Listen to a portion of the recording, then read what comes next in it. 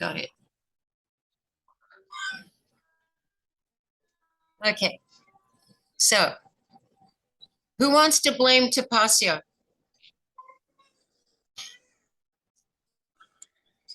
Who wants to make Tapasya responsible for safe birthing? Well, actually, I would like to make her responsible for safe birthing. I think she's qualified, but I won't put the pressure on her.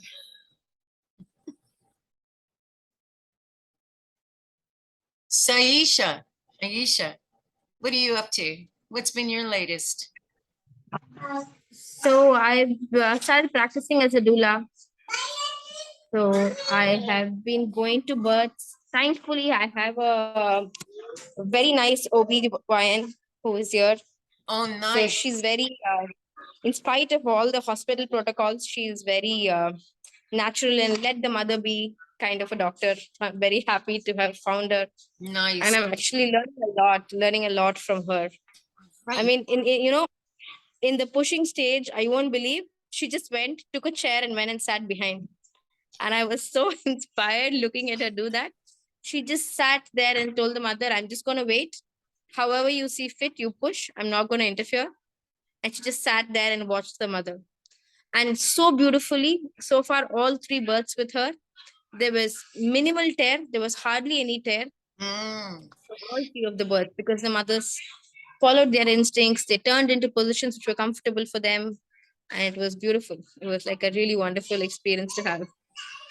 Oh, that's fantastic. Aren't you lucky? Isn't that mother Yes, lucky? Isn't that mother lucky? yes. That baby lucky? Oh, that hospital's lucky. Oops. Oh, that's wonderful. And Shaima, what True. about you? Tell me what something about you. Yeah, I've been having births, attending births. And actually, I had two stillbirths as well, Oh, which was quite. Actually, the first stillbirth was very traumatic experience for me because it was an attempt for a home birth. okay. And so, if we try for a home birth, then again, everybody blames. It's your There's fault. this thing there. Yeah. And then the other one, the one that I recently had, that was the birth that actually helped me get out of the trauma of the first stillbirth. And this was in a hospital, completely medicalized. Like the mother, she couldn't stop herself from going because of family pressure.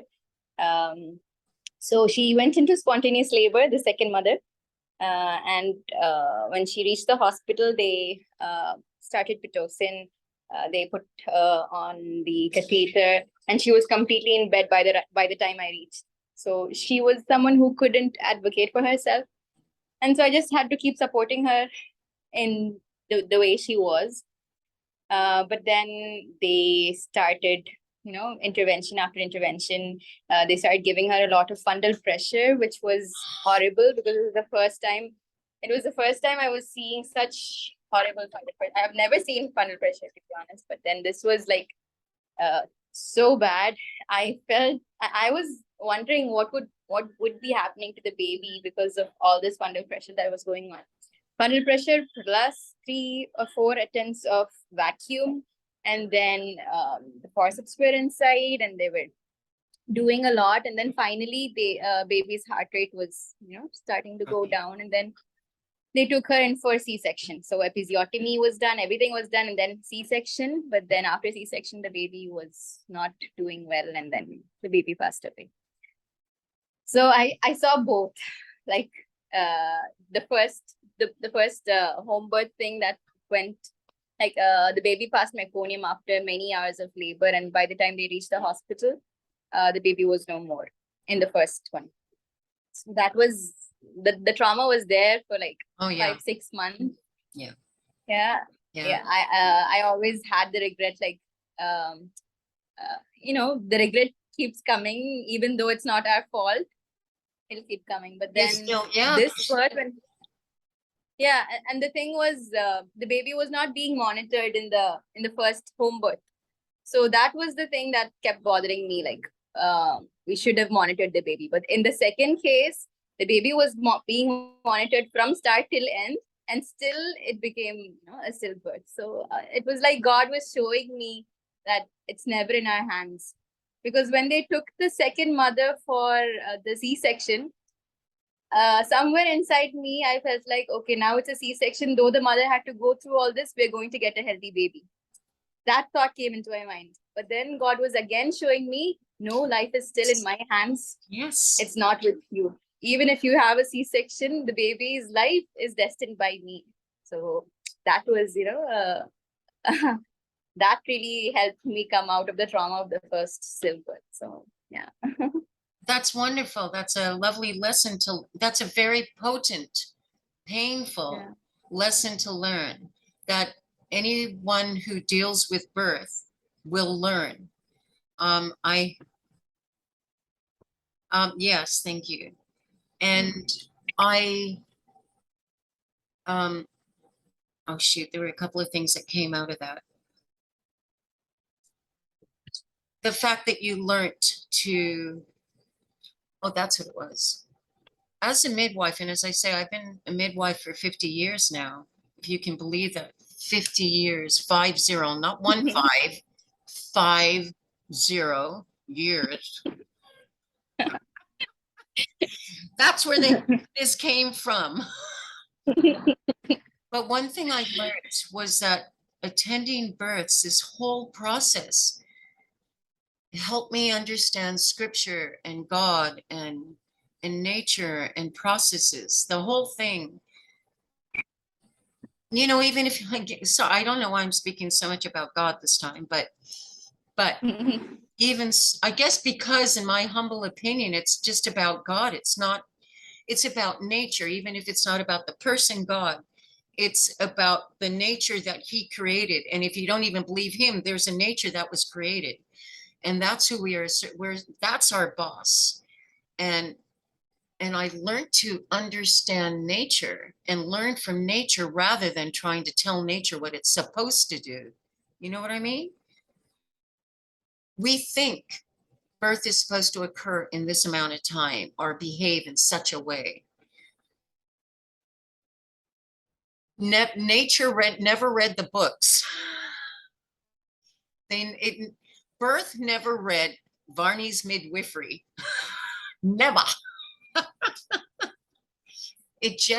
I always thought of birth as being a wild animal, like a panther or a tiger. I always think like this, a big cat, a big vicious cat, not a monkey or anything like that. Something intense and wild. And you're not going to, you practically don't know what this thing's going to do next, do you? You just know it's strong. And I watched this, and this is what taught me about life. It teaches me. It teaches me. I think it makes me a better person for serving in this way. And the thing about the stillbirths, what a great lesson. What a great realization is what I want to say that was shared to you. And for anybody, as Michel Odont, a big, I think you guys know him. He pointed out that as long as you engage in attending births, you will be involved in death. They go hand in hand. So by you getting used to, and it's hard to say that, getting used to stillbirth, that's part of it. And recently somebody shared a story about a stillbirth of a Muslim couple who traveled from Abu Dhabi. Does somebody know? Oh, that was me. Kuwait. Kuwait. That's an amazing story. Mubinas, Yeah. right? Yeah. If you want And to, she's turning into a birth worker now. I mean, she is so obsessed now with, teaching others. And I just happy. And I'm so happy to see that. Tell the story. Yeah. It's a potent story. I love it. Can you share? You want me to share that story? Well, can you tell bits of, well, okay, I'll tell you what I thought was amazing, and you can correct me. Mm-hmm.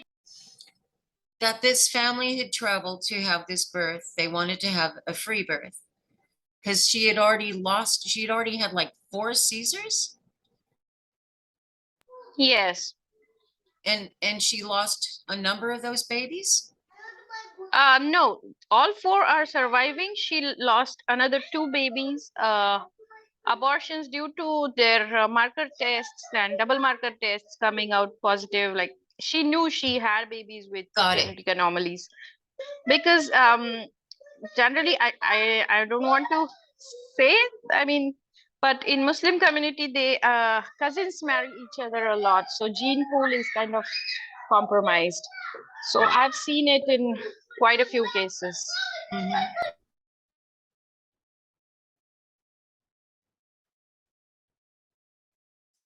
Okay, I'm trying to just add people at the same time.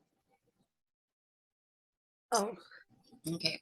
Well, what was sweet to me, if I can, about that story.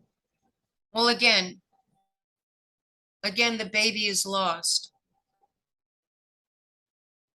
even at home, right? So they stay at home, and again, Yes. this baby passes away, and you're broken up. Everybody's. I mean, I've attended stillbirths too, and you can't. We all know you've been working with a family. You're all waiting for this baby to come. That's what we're waiting for. And then there's this horrible loss, this crushing, suffocating loss. And what did your mother say, Tapasya? What did father say? Father said, I don't want to blame anybody. I just trust the process and there is nobody to blame. He didn't even blame his wife or like nobody. But you said something else. What I held What? from that they had lost other babies, and then they felt that this time they could have their Yeah. baby. They had their baby at home, and they lost their baby anyway. This baby passed away Yeah. in their arms, in their own time, Yeah. Yeah. at home, the way it's meant Yeah. to be, so that Yeah. these parents, it kind of felt to me, I felt, I Yeah. thought that's what yes, Yeah. say, That's what say. she said. That like, had I had a fifth C-section and the baby would have passed in the hospital, I couldn't have tolerated it. I mean, that baby came to this planet only to heal my birth trauma. That's what she said, and that was, oh my God, that was so deep. Deep, exactly right. That was so deep. And this is what you're going to get. This is what you're going to get. A beautiful depth. Ugh, God, can you say this? But yes, yes, you can. Yes, you can. That's a beautiful story. Can bring tears to your heart. But it's beautiful. So, Shaima, I hear your story, and I want to impregnate impregnate you with that beautiful warmth of a complete circle. And I want you all to feel that you're part of this process. You are not a god. You are not making birth safe. We're protecting. It means you actually protect a woman and hold her circle safe. And what happens in that circle, you do not control. We just hold the family together. And even in a case of a stillbirth, you go back and hold the family together. And even recently, we we had a case where a family lost the mother. The mother. Oh my God. Oh my God. That's that's as deep, that's painful as it gets. And at first, the father is angry, angry, angry. And The doctor, who's a woman slash midwife, if you ask me, some people know who I'm speaking of, that she's got a midwife's heart. And she just listened to the father. The father called, complain, upset, angry. I'm sorry. Yes, I'm sorry. And in time, the husband came to terms with what happened. And he and this doctor are now best friends. Best friends, right? Man is blaming this person for killing his wife. She talks him through it. Because she's a midwife doctor midwife. She holds him through it. He gets through his grief and he comes full circle. Now they are close friends. This is what's on offer for you. See, yeah, and she's a doctor. She has again access to pharmaceuticals, etc. I mean, you can be God, but you cannot change somebody's destiny. Yep, you can be an atheist and still can't fix things. Yeah? But even an atheist and believer stands before a tsunami and we both drown.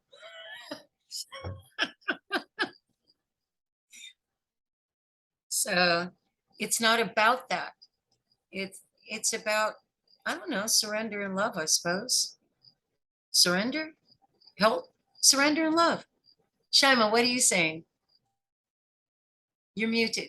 What happened with the first case, after the stillbirth, there was this doctor friend of mine and the mother's, like a mutual friend.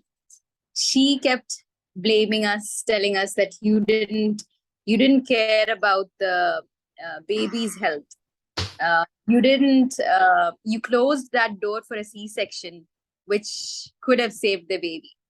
So that's where it hit me. Like the second time when they took her for C-section, I told you, right? I felt like, okay, we're going to get a healthy baby. But then again, even with a C-section, we can't get a healthy baby if that's what's destined. So now I'm relieved. Like after that birth, the trauma is like completely gone. Good. That is your lesson. Take it within your heart and feel joy with that. It hurts, man. Sometimes and actually you guys are gonna, if anybody's gonna learn heavy lessons in life, it's us kind people who are trying. Everybody wants a baby. The baby is that, oh, look, see, everybody wants that beautiful thing, that reaches over and puts fingers in the mouth, that thing. And everybody's expecting that. And you want to give it to them. And most of the time you will give that beautiful thing. But you're there in happiness and distress. And that's awesome. That makes you powerful. That grows your heart. Your heart becomes bigger and bigger, and more information comes to you. Does that make sense? You learn and you gain a strength and a quality that will go on to help others. But blame. Yes, it definitely does. We gain this strength that the first time I was completely shattered, but the second time I was giving her family strength There and you go. supporting them. Yes, you will learn. You will learn. You will learn how to help people bury their babies, cremate their babies. You will learn this. I was holding the baby for the mother while she kissed the baby and Yes. bid her final goodbye to the baby. So yeah, I don't know, I got that strength. Yes. It's amazing what you get to see. It's amazing the strength and the power that these women will give you. You're not giving them anything but a shoulder to cry on, really. They're teaching you. Didn't she, Shaima? These women taught you incredibly. I can't tell you. I'm a genius because of these women. Okay, I'm just joking. But anything I know comes from the women. So I see two names and I see names and no faces. Zara, Divya, I know Divya. Dr. Sana. Ah, okay. So I will tell you where this discussion came from. I started saying, I heard somebody saying that as a midwife, you're getting paid for making Oh, birth yes, safe. yes, yes. It stemmed from the thing that her perspective is that continuous monitoring, or I mean, intermittent monitoring is very, very important. And if you're not doing that and sitting in a corner, you're not a midwife, you're a doula. And okay, I accept that. Uh, the thing is, I will not monitor the baby unless and until the mom asks me to, because that disturbs her sometimes. Like, why is she taking again and again? Is my baby in danger? I don't want to bring that thing in birth sphere. But sometimes mom will say, would you like to listen to baby? I feel you should listen. Well, by all means. So, yeah.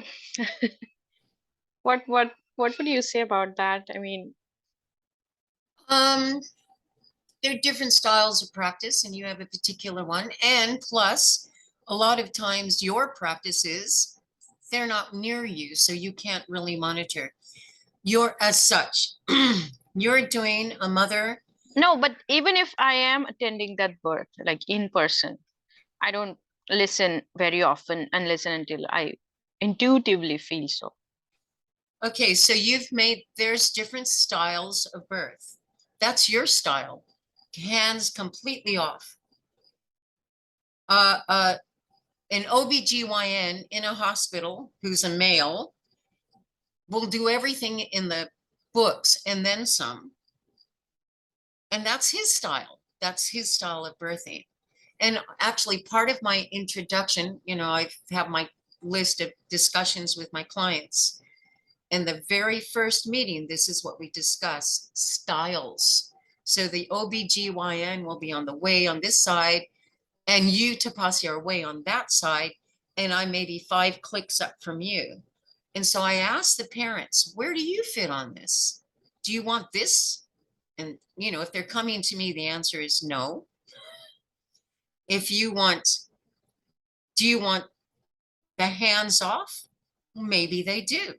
Maybe they do. And then I would say, well, then maybe I would refer them to you. Maybe in this day and age, I would refer them to you. Now, if they wanted my style, I do something else. I do monitor intermittently. I don't use a belt. I would go and listen to the heartbeat. Maybe if I was in the room, I'd listen to the heartbeat every 4 hours. If I was there, I don't show up for a while. Meaning, now when generally speaking, many of my births are a long way away from me. I have to get in my car and drive over an hour to get to them. So I don't want to drive there, do a check and find out, well, sometimes I do, find out it's a long way off and have to turn around and drive home. So even if they tell me they're in labor, okay, cool. I'll get a few information and I'll leave it alone. Until they tell me things are heating up, or there's some conversation that I'm having that makes me feel like their labor is kicking in, or for whatever reason, I feel like going over and checking on the baby or the situation. So then I'll go over. I will do the vitals. I will listen to the baby's heartbeat. Usually, and at this point, they've expected it. Not only that, I explained to them what I'm explaining to you right now. This is what I say. I say this to the mothers, to the parents. They know what I'm doing. I will come by.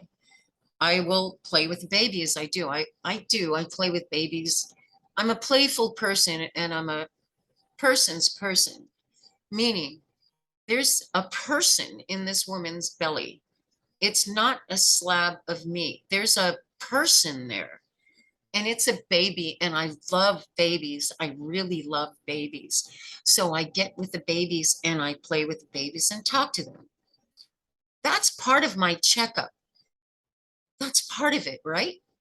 Maybe you don't understand, but as you move this baby and you talk to it and play with it, they respond. They move. Maybe they shift. Maybe they go, some kids will go, suddenly goes quiet, but the heartbeat picks up. They're listening. I'm interacting with a baby and trying to get a response, just interaction, response. I will listen to the heartbeat. I do carry a Doppler. Yeah, I carry a Doppler, and I'll use a Doppler. And there's pros and cons, but I use a Doppler. If I feel in need, I may take one blood pressure. If the woman's had issues with blood pressure, and I have had a couple of ladies who that's their thing, is I need to go over 200 to have a baby. You know, so I pay attention. I follow these people. What else? And that's it. If I don't have an issue with blood pressure, I'll never take their blood pressure again. If the labor keeps dragging on, like 48 hours or more, I'll start testing their urine, see if they've got ketones or stuff like this. I know I don't do a lot. I listen to the contractions. I listen to the mother. I watch the mother, what she does, and the sounds that she makes gives me information as to supposedly as to how far along she is, but I've been wrong. The only way for me to be sure about how far along she is an internal and feel the dilation. Now, I don't do this very often, but because I have to come and go, like I'm going to somebody else's house, the women don't come to me. I go there, and then I go there, and then I go over there, and I better go back there. And then after that, I got to go over there. So I have to check. If I feel they're okay, I'll leave them alone and leave the house and drive away. And then but for me to know clearly, I put my fingers in and figure out how dilated are they. Not always. Oh, hang on. What's that?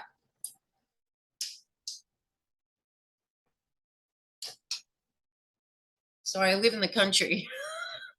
Things show up here that aren't expected, like snakes and kangaroos and goannas. Anyway, I know checking dilation is invasive. And a long time ago, this discussion came up. And I get it. It's invasive. It's true. I haven't found a good way to determine dilation. I've heard other stories of the purple line up the back and stuff. I don't know what to say. It's just a guessing game. That's what I want to say. Even after 1,200 births and 50 years, and these births are all at home. None of them are hospital births. I'm saying 1,200, not 15, 1,200 births are at home. And I still cannot tell if a woman is ready to go. Because sometimes they make all these noises and I think they're good to go. And you're waiting, nothing's happening, and you check, and damn, they're not very far along at all. That's all I can I say. recently had a mother like that. I was supporting her at home. Her labor started Sunday night. Sunday, I mean, Monday, the whole day she was in labor that, came and went and it would come and go. Contractions would come and go. And then Monday night, it started intensifying. She had intense contractions. But then we waited that day also. It didn't progress much. And then Tuesday morning, she threw up. Contractions were really intense. She was Good. making different noises. So I thought she was in transition, Yes, hoping she would be in transition. Yes. And when we went to the hospital, she was only 1 centimeter This dilated. is what I'm saying. And Exactly. And 75% effacement, but -3 station. I was like, oh my God, we're still in early labor. Exactly. This is what I mean. I know. And I've been to so many births, and you think I know by now, but I don't. And doctors, there's a saying amongst doctors and lawyers and policemen, everybody lies. And what it means, it doesn't mean that you're intentionally lying. Sometimes you just don't know, or you know what I mean? Even unintentionally you lie. A woman feeling, I don't know, I've done it myself. I've had 5 babies. I'm the slowest, most painful birther ever. You think I'd be able to have a squat and have a baby, but no, I have 4 days of labor. No, it's stupid.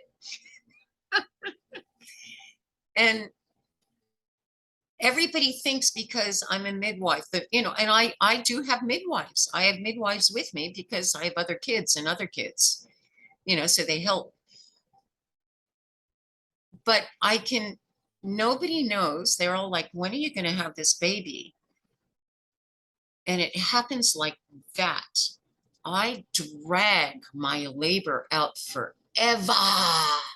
As long as I can put it off, I will put it off. And everybody's waiting for me thinking I'm going to do it.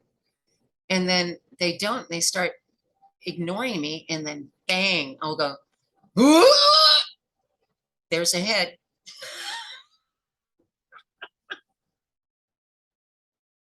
So even I lie.